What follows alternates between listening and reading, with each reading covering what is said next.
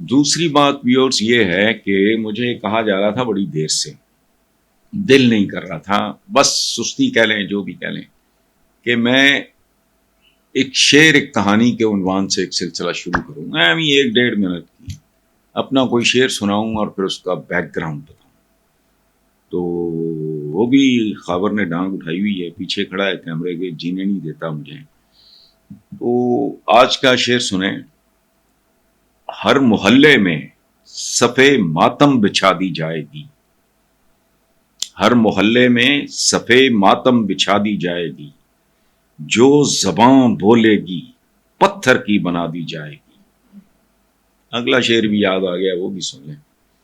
کاٹ دی جائیں گی شاخیں ہر تناور پیڑ کی، فصلیں تازہ اچھے بیجوں کی جلا دی جائے گی.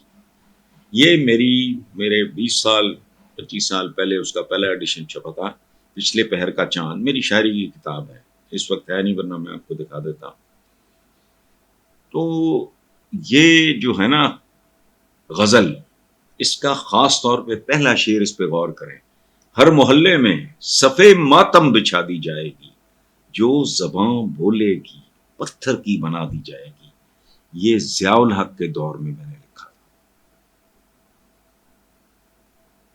یہ کیفیت، وہ ملک بھی الٹیمیٹلی گونگا ہو جاتا ہے جہاں بات کرنے والوں کی زبان پتھر کی بنا دی جائے. بہرحال اپنے اپنے نصیب ہوتے ہیں، جو کسی کے قریب ہوتے ہیں وہ بہت خوش نصیب ہوتے ہیں.